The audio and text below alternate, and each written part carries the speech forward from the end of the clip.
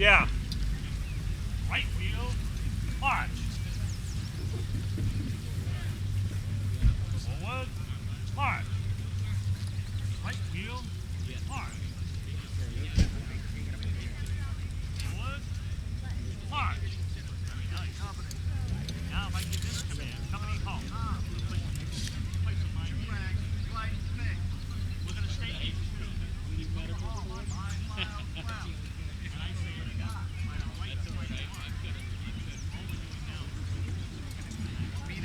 Look, no, we're facing that way. Right there where you at.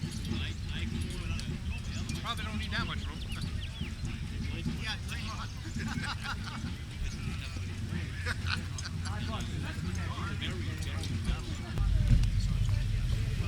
There you are.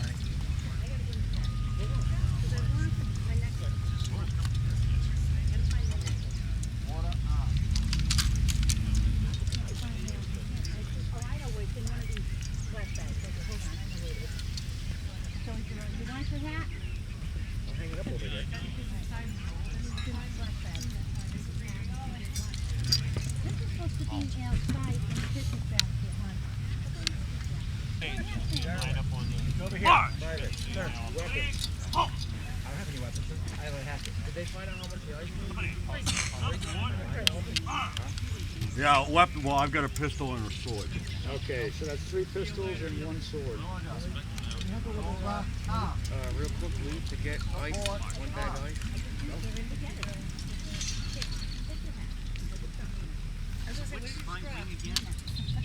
Are we there yet? Killed you. Oops. Although it was pretty funny. Look at the rack on the white car. That is why we fight.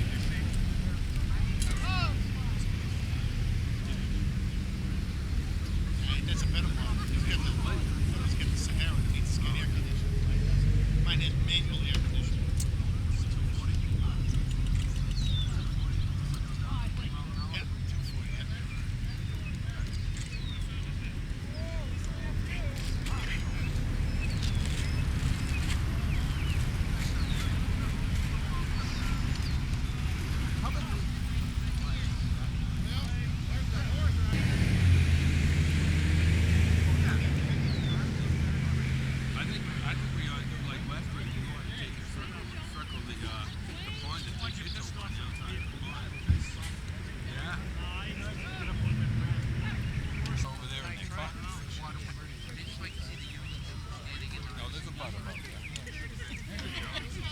Assemble over here. We'll have opening ceremonies.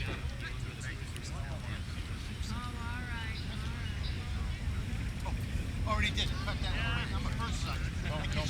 Don't feel bad. Nancy got to make a. I want to thank you for being here today. I have a few brief announcements, short reading, hopefully a blessing, and then we're off.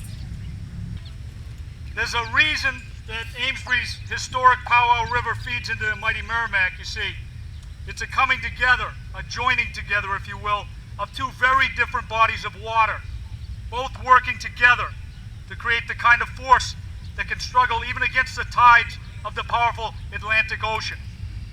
This relates directly to the name of this very special gathering, which refers to last year's Raise the Arm event, to its location in respective birthplaces of 2 local abolitionists, William Lloyd Garrison and John Greenleaf Whittier, and also to the fact that this is the second gathering at the Woodsom Farm.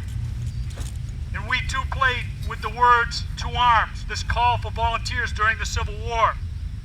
We also hope to raise money to raise a second arm upon the top of the 11th Mass Regiment Monument at Gettysburg, which was brutally vandalized in 2006, and thus 2 arms. Significantly, the arm that we hope to raise is also stitched into the patches worn by all Massachusetts Army National Guard troops now serving, or so I'm told.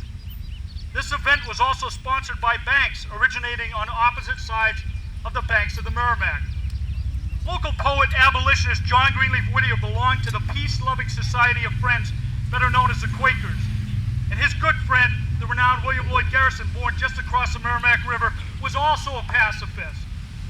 Resolved as they were to end slavery, both were confronted with the issue of war, much as we are today. Conflicted over conflict and torn between supporting the troops and the horrific means of resolution.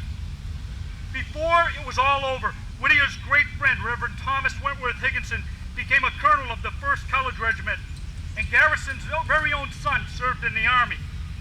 Therefore, I strongly believe that it is appropriate that we should meet here, upon this farm once tilled by James Woodsom, who served in the 27th Maine Infantry. It is not the land where the battles were fought, but it was the land where so many fighters came from. 200 years ago, when Whittier was born just up the road in Haverhill, Massachusetts, and 155 years ago upon this very day, textile workers in Amesbury Village participated in one of America's first strikes. A young boy by the name of George Edwin McNeil took part in that strike, and his father was a friend of the poet Whittier, who also supported the laborers. And later, George McNeil would go on to fight for child labor laws, and he would become known as the father of the 8-hour workday. Thus, before and after the Civil War, battles of a sort were being fought for freedoms and liberties that we now enjoy. I close briefly with this, The Young Dead Soldiers by Archibald MacLeish. The young dead soldiers do not speak. Nevertheless, they are heard in the still houses. Who has not heard them? They have a silence that speaks for them at night, and when the clock counts, they say, "We were young. We died. Remember us." They say, "We have done what we could, but until it is finished, it is not done." They say, "We have given our lives, but it is until it is finished. No one can know what our lives gave." They say, "Our deaths are not ours, they are yours. They will mean what you make them." They say, "Whether our lives and our deaths were for peace and a new hope, or for nothing, we cannot say. It is for you who must say this." They say, "We leave you our deaths. Give them their meaning." We were young, they say. We have died. Remember us. This weekend I asked you to appropriately do only 2 things. Remember those who have gone before, their struggles and their sacrifices, and also to pray for those who now stand in harm's way, ever believing that they too are sacrificing for me and for you.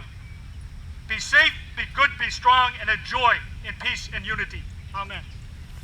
We beseech thee, that we and all the people of this land may have grace to maintain these liberties in righteousness and peace. Through Jesus Christ our Lord. Amen. Amen. Up. One up. Up. In place. Heh.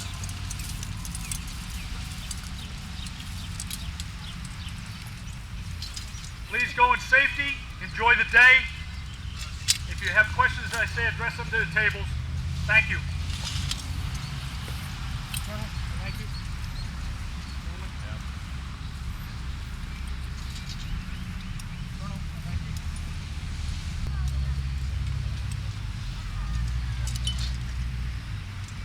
Colonel Jones. Sir?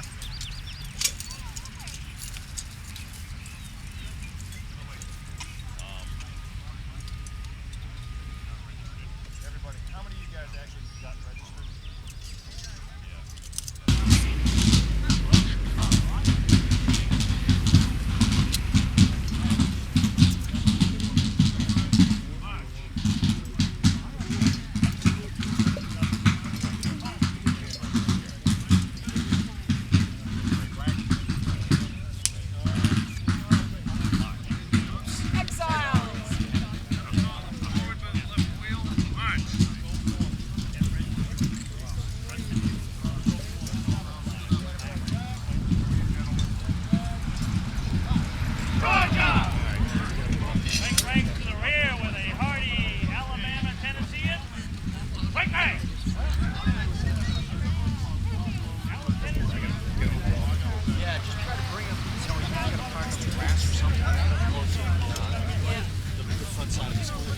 Nice to see you.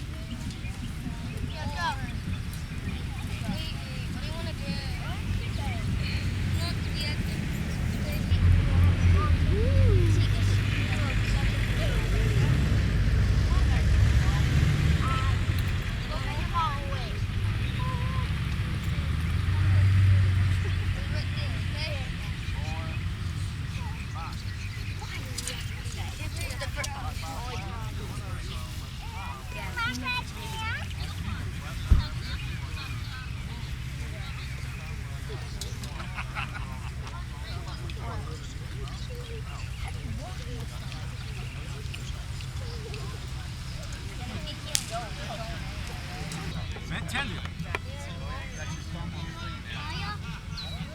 Then stop. Then stop. Okay. That worm.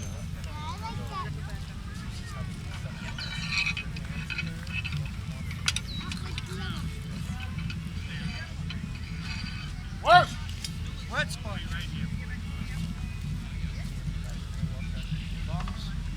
Thumbs out.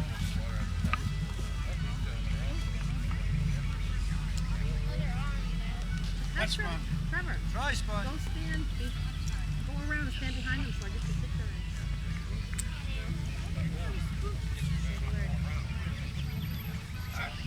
Dry sponge. Wet sponge.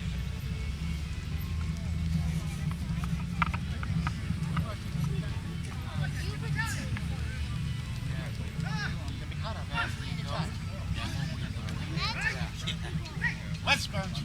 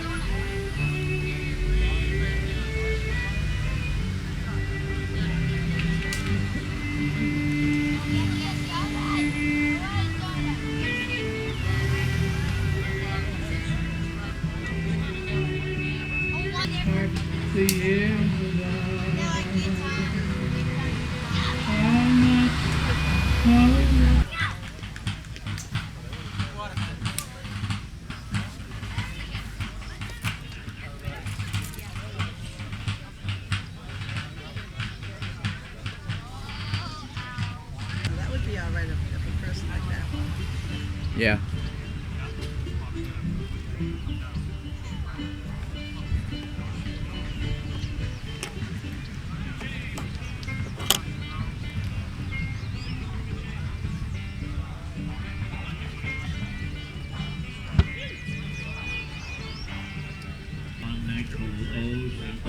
Tell me what were their names, tell me what were their names. Did you have a friend on the Reuben gang? Tell me what were their names, tell me what were their names. Did you have a friend?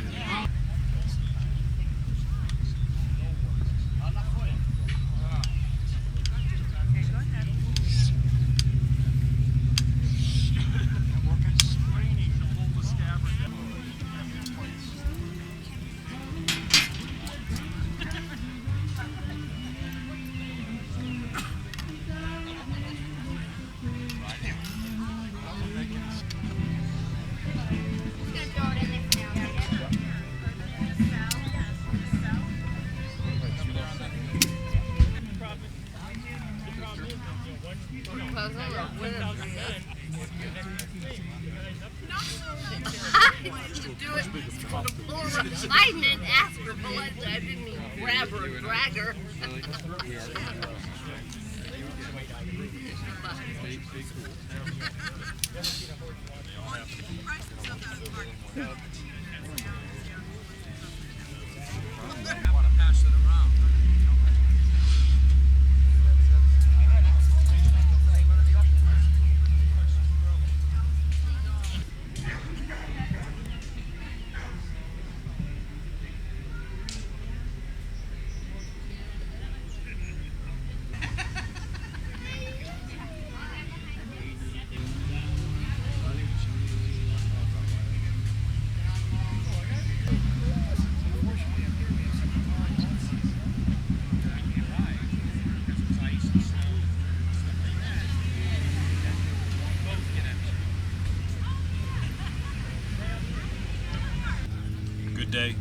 Colonel Joseph Pereira. I have the privilege of commanding the 6th Regiment of the 1st Division Army of Northern Virginia, or as we've known, our nom de guerre is the Liberty Greys. We're a composite unit of different organizations from throughout New England portraying Confederates.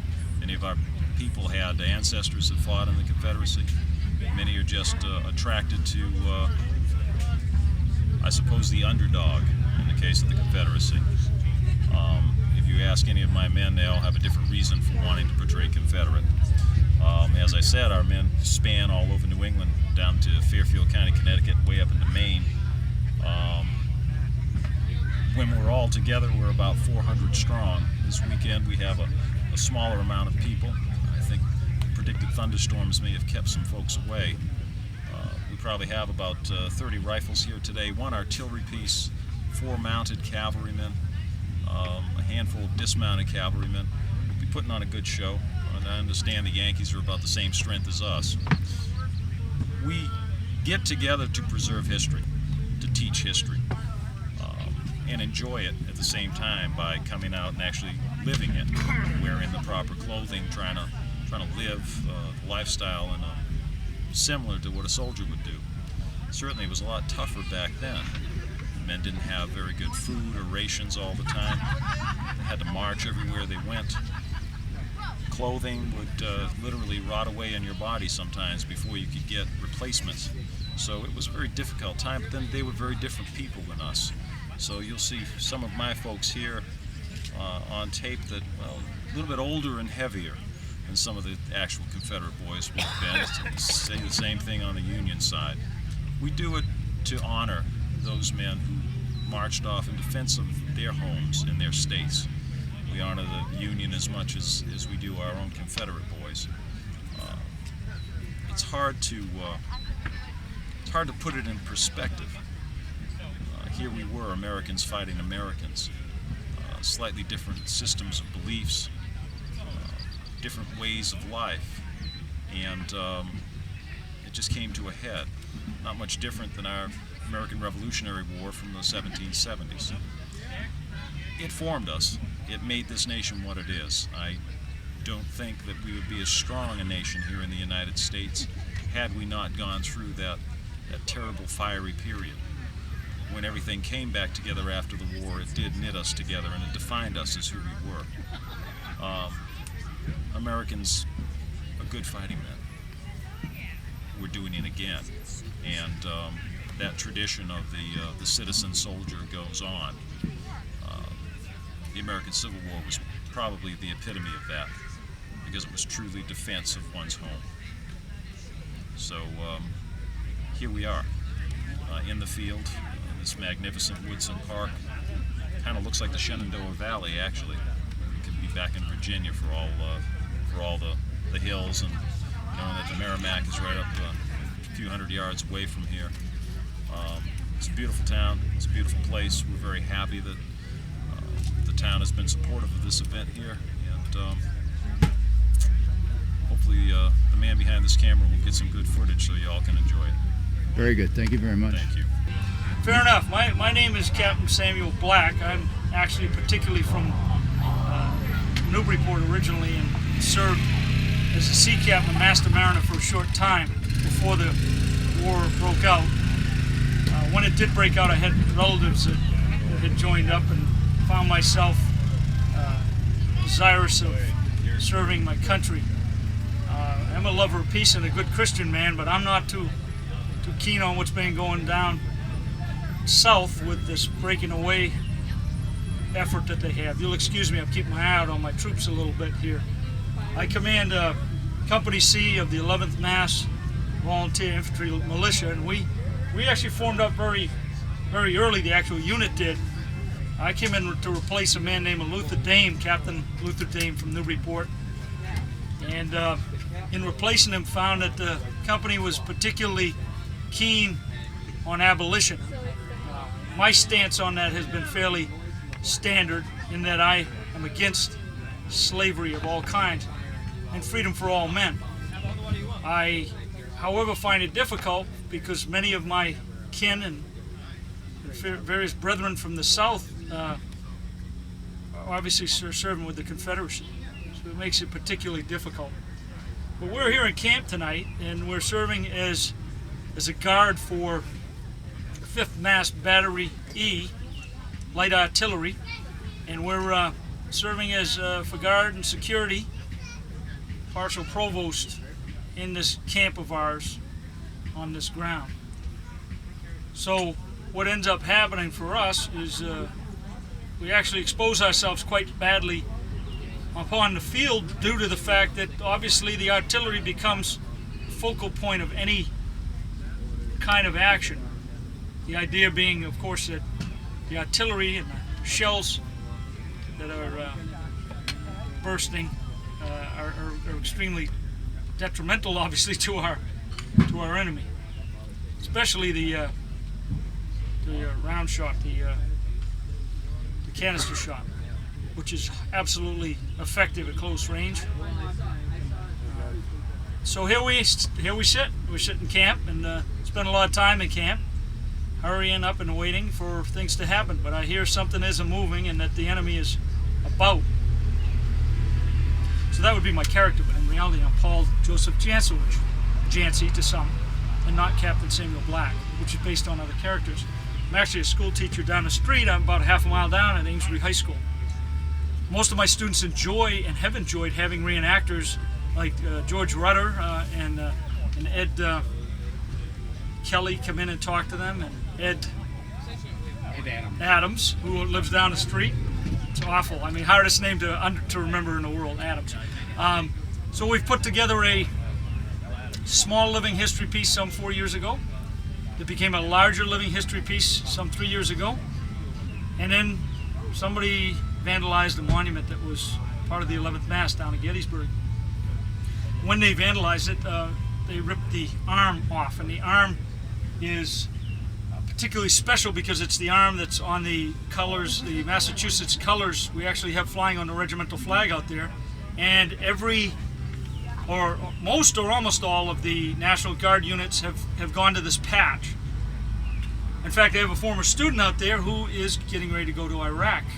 And he was in the artillery, and he's going over to do demolition of IEDs and such, which is a very dangerous job.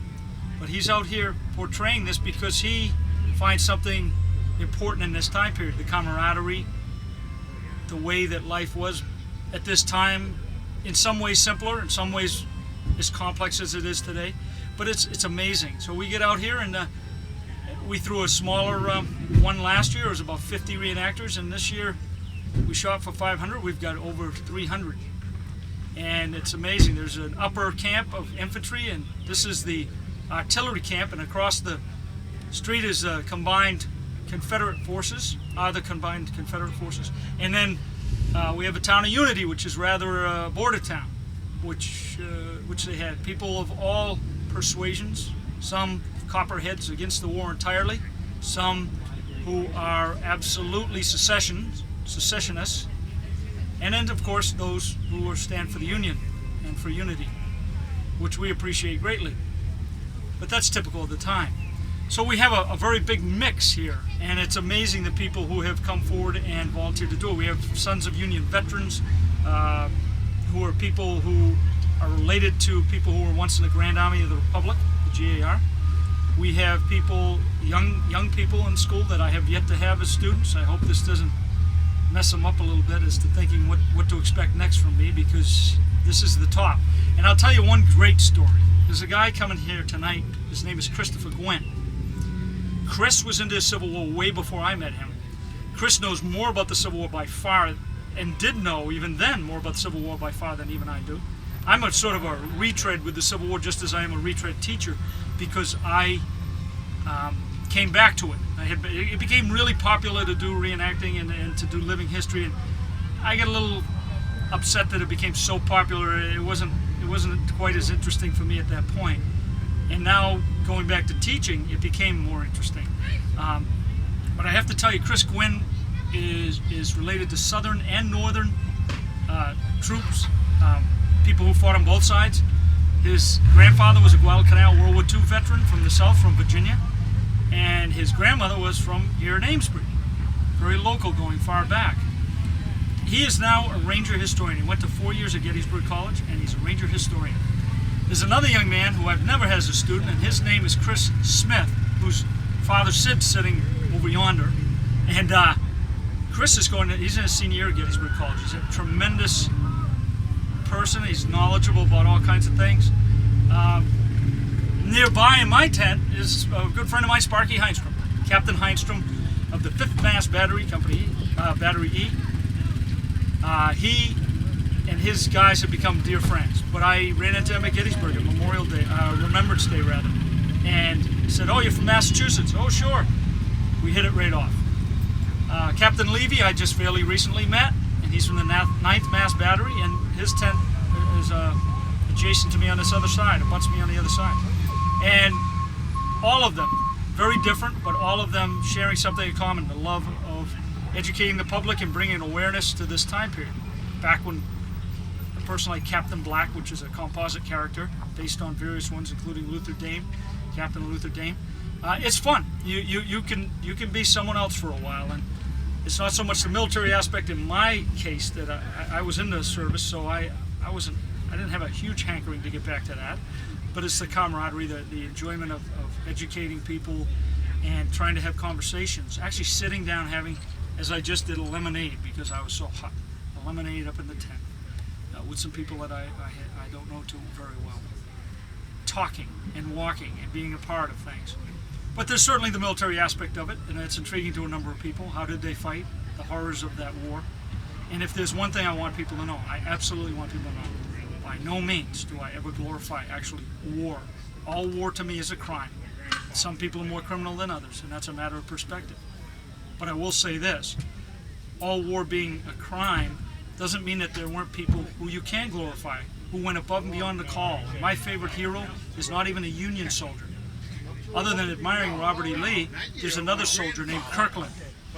And Sergeant Kirkland at Fredericksburg risked his life to bring canteen water to men who are literally just horribly wounded. He's my hero. And that is glorifying something. Glorifying behavior above and beyond, more humane than what war. War is not a humane thing. But it can bring out the best, it certainly can bring out the worst. And so heroism and courage is something to be glorified. War, no. War, no, I don't believe so. And to be honest with you, the part that's probably the least exciting to me, though I do enjoy the types of weapons they use, is actually being out on the field with the fighting. It's okay.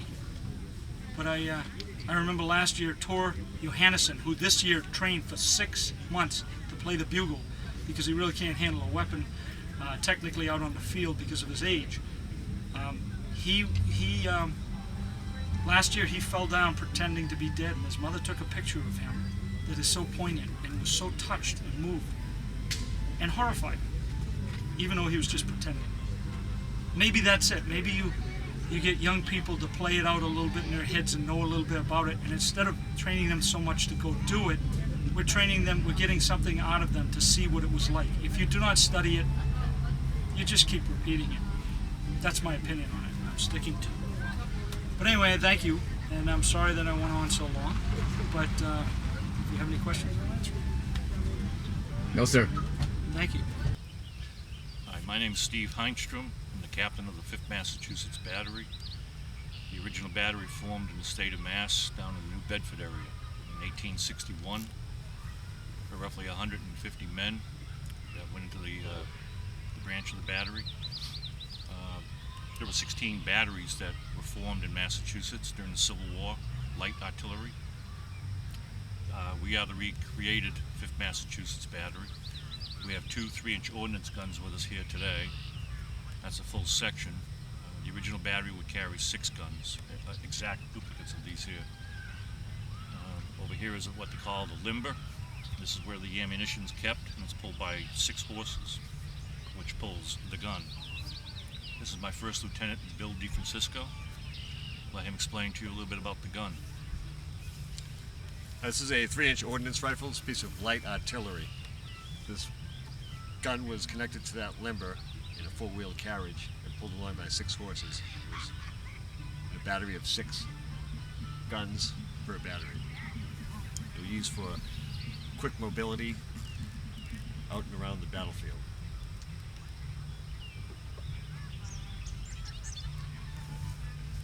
One thing to be noticed here is these guns were rifled, so they're extremely accurate, and they would fire up to about 1.5 miles, and you could hit your target. It fired a 10-pound projectile with 1 pound of black powder. There was different types of shells that it fired.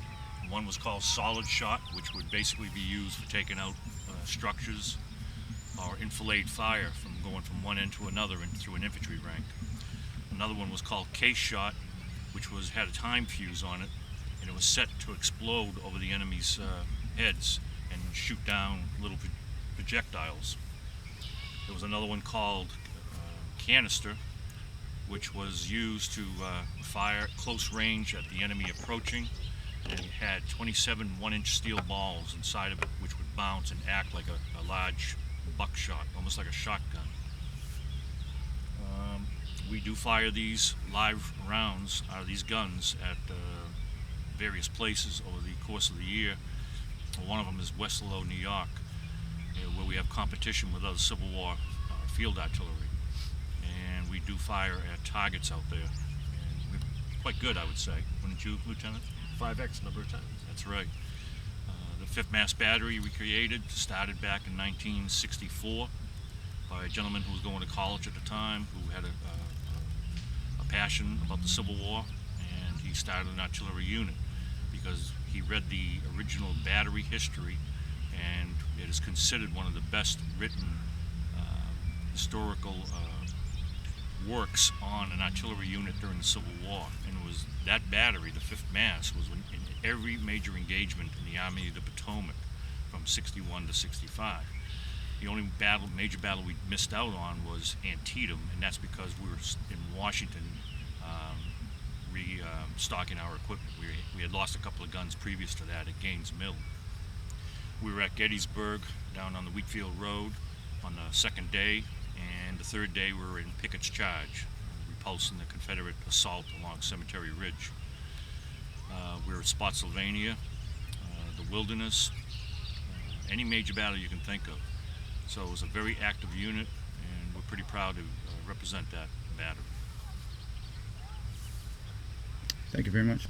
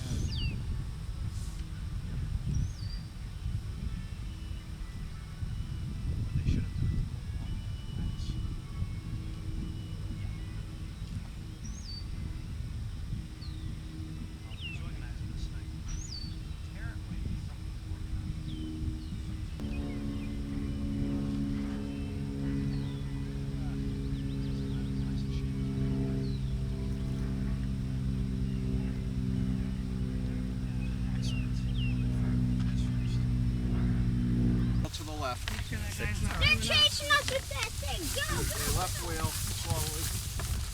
Same first grade? Clear the other pole. Kindergarten. November, middle of November. Cashman. That's your math teacher. First grade. Hello, Matthew. Who's your teacher? Now we're gonna back up. Hold on. I know. You know her. Oh, yes. All the teachers there know me. Straight back as we have it. Reputation. Yeah. They used to have a Ray Day there.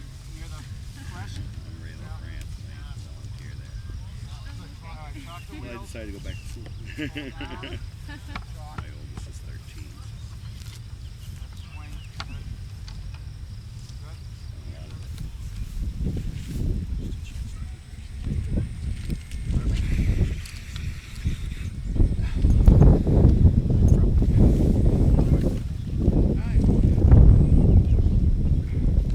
Hey.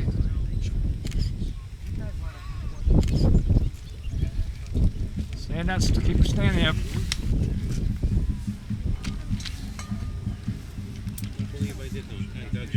Supposed to start at 2.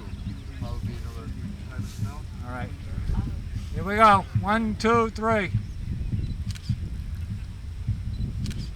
Couple more for coverage.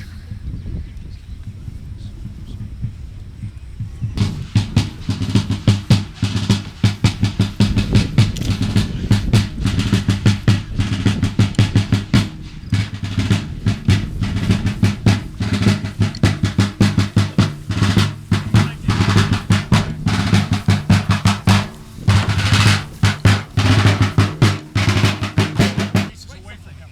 Pretty closer to me. This squad over here,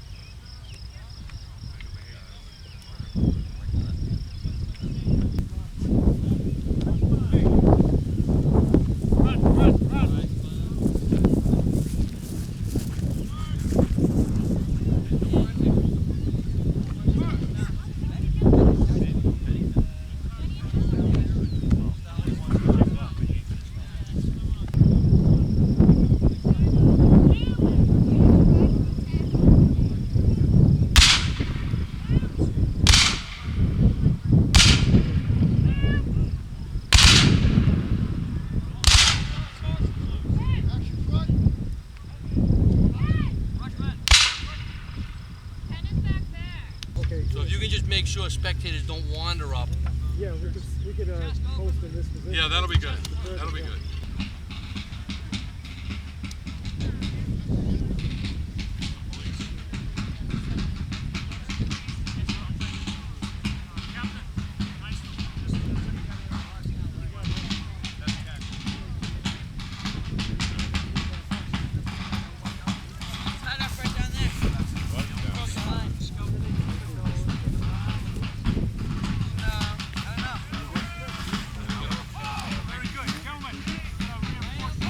Spectators off the field, now! Scouts, this way. We're going to have to reinforce the other side of the line.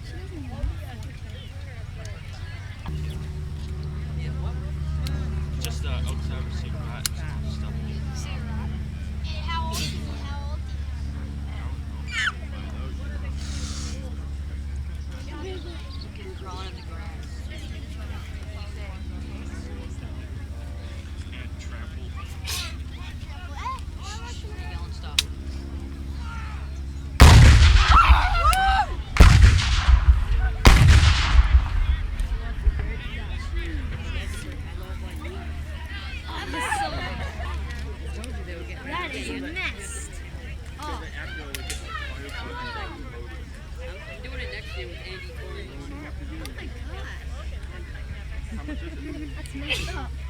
You have to get a suit. You have to like hit it. You have to get a suit. Joey!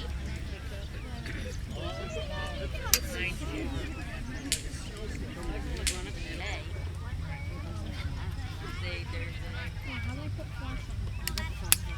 Oh, you're best. You have to fire.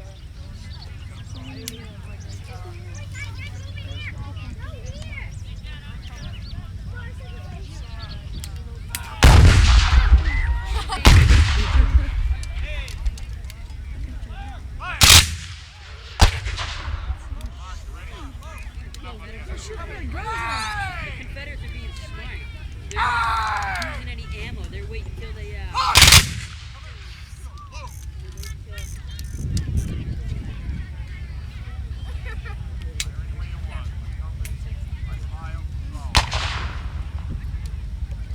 Is that them over there?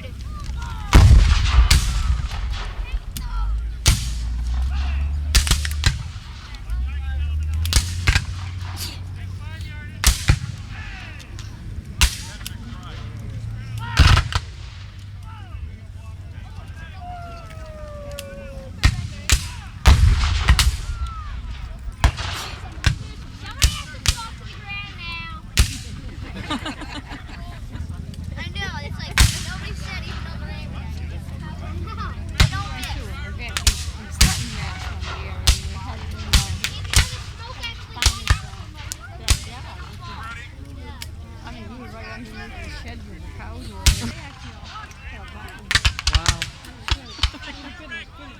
There they go.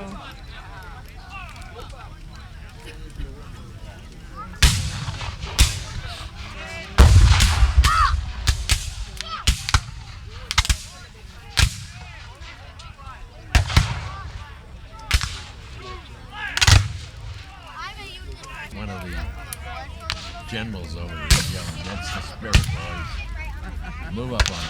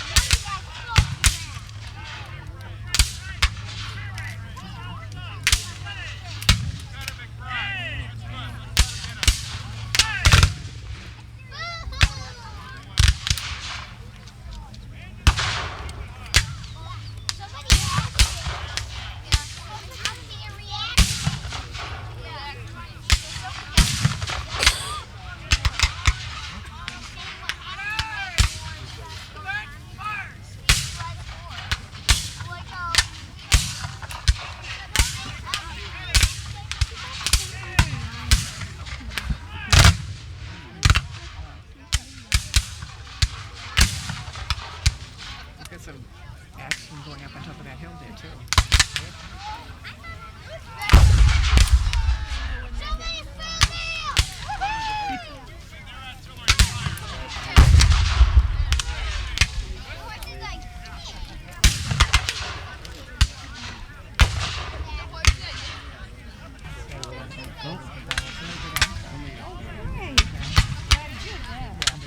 The kids all slide over here. Oh, God. Schools Really? have activities in here.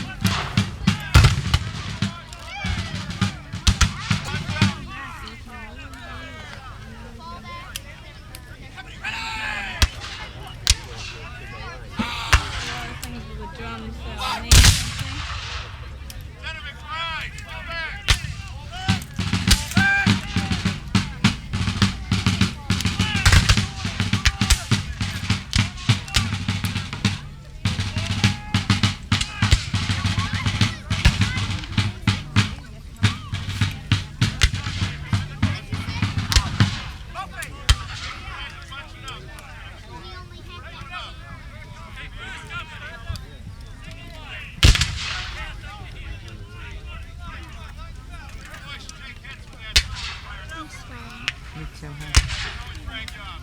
Yeah. You feel okay?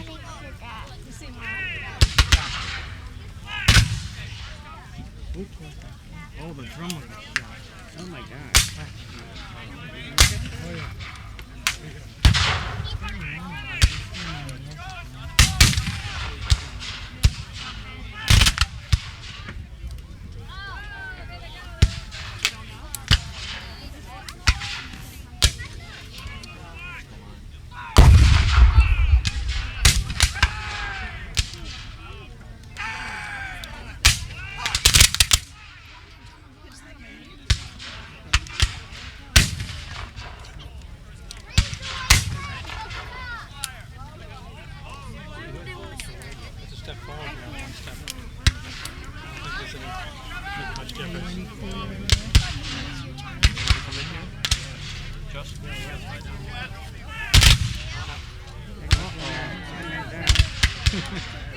Couple went down.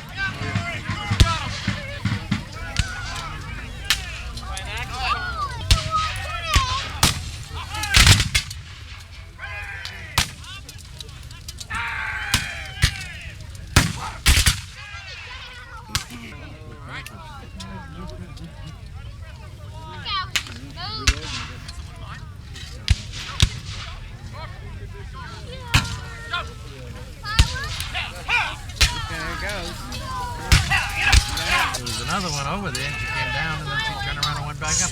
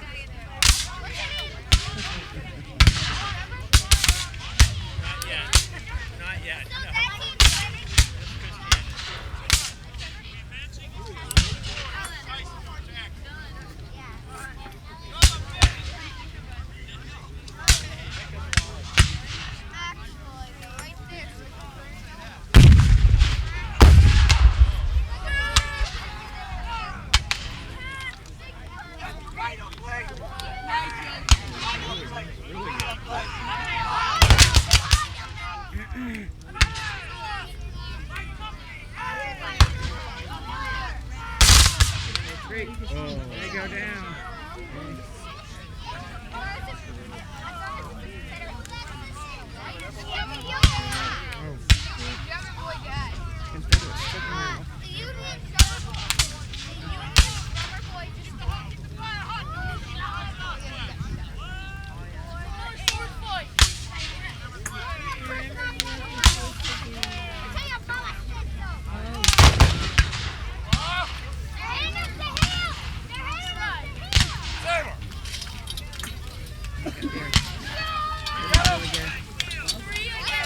Get a wall, not just up the side.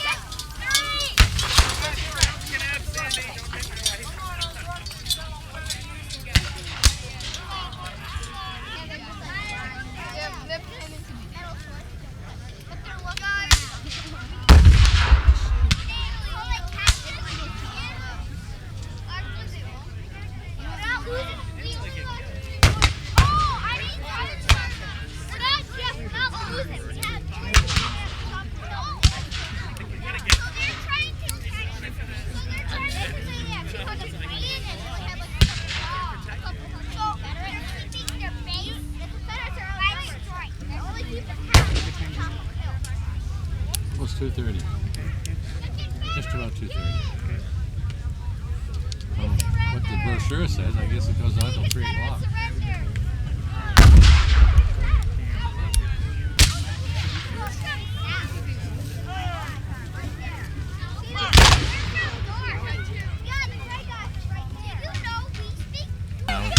Those people left. Look out the front of the wall.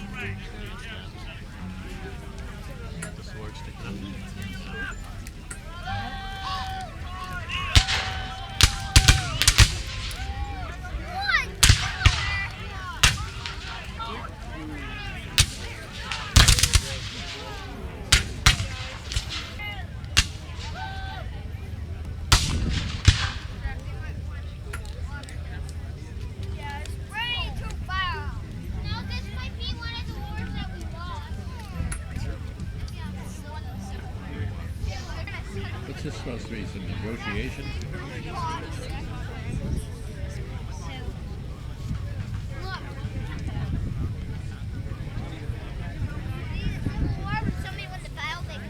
Are they retreating right now?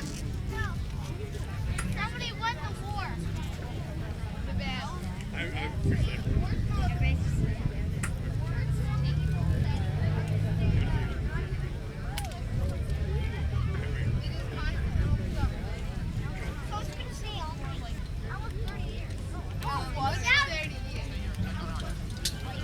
He's real sturdy. He's got one of these.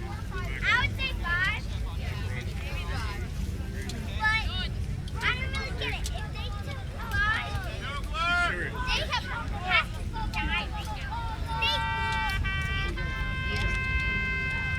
I know, but should they die?